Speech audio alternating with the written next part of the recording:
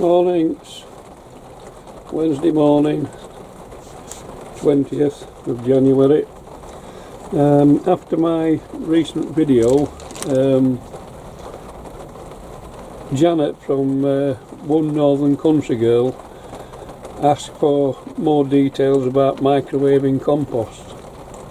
I did write to her and tell her exactly what I do, but I thought it might be interesting, if anyone else is interested, to do a little video to show you what I do.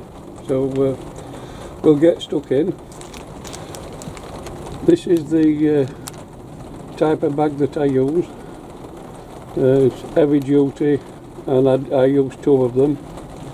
So we'll plod on.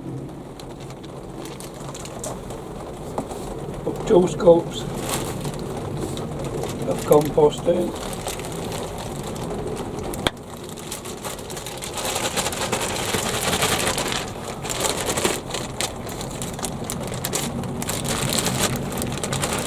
Like so, and then it wants sealing up. It is a finicky job, but there we go. And then I put it inside another one, like so, and seal it up. Nice little parcel,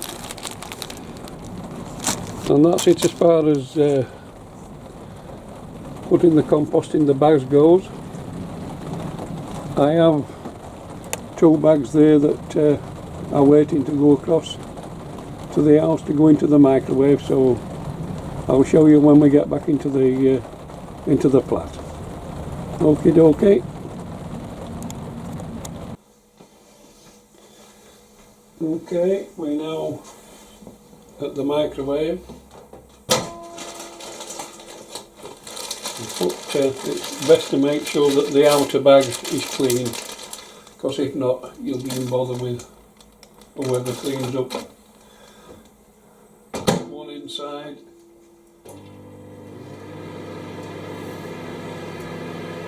And set it for 2 minutes. Okay, I'm not going to keep you hanging on right to the desk, so I'll come back when it's nearly done. Okay. Okay, the first bag is just about at its first 2 minutes.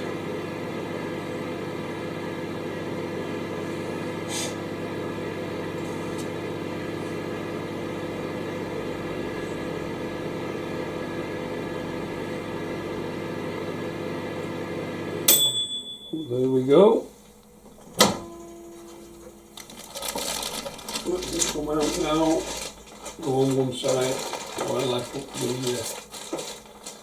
the second bag in. We'll have that going for 2 minutes also. I'll bring you back when that one's just about done. Okay, the second bag is almost done.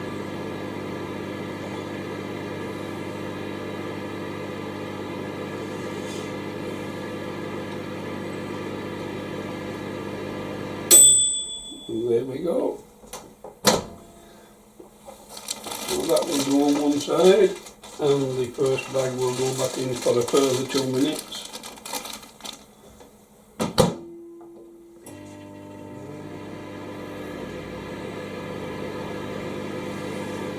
I'll bring you back when it's closer to being done.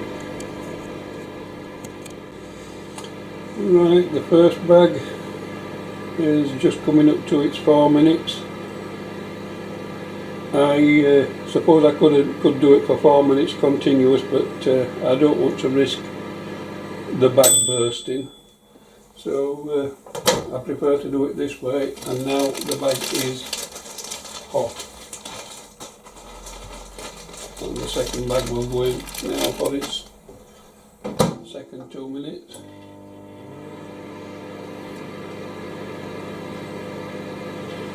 There we go. I'll bring you back when it's just about ready for taking out. Right, the second bag is almost on its 4-minute mark.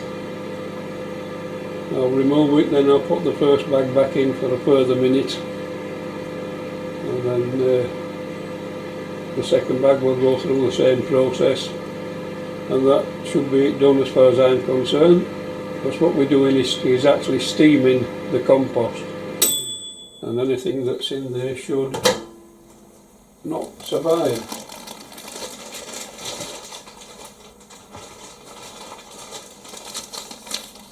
Well, that's going to go back in now for another minute.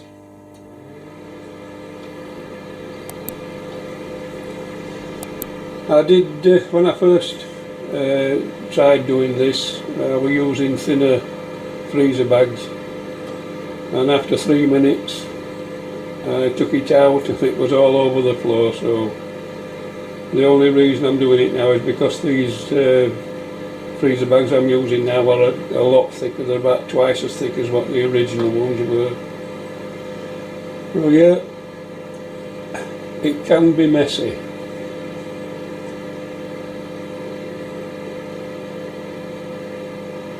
I'll bring you back when the second one's had its extra minute. Okie dokie. Okay, the second bag is just approaching its end time for the last minute that I put them through, so it's 5 minutes in total for each bag. I think it should be enough, but I'm only doing this for the seed sowing compost. I haven't done it for the others, and that's why I finished up having a little bit of a infestation of the fungus gnats. Now the bags at this stage are rather hot, so be careful. Okay, there we are. 2 bags of compost, heat treated. I'd like to thank Janet for asking for the extra information, and I would certainly like to thank all my subscribers. In the last 28 days I've had plus 50.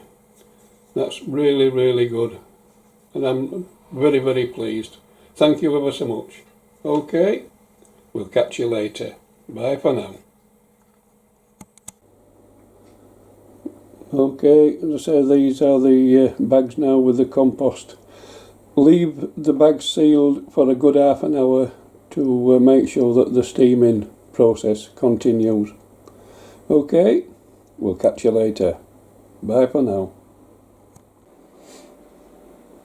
Okay, now I am informed that the best way to stop the fungus gnats is to put boiling water over the compost, but as you've seen, my compost is already wet, so it's a no-no for me. This is the only other way I can do it, because, well, there is another way by putting it in the oven, but no, I prefer not to do it that way. Okay, thanks a lot. Bye for now.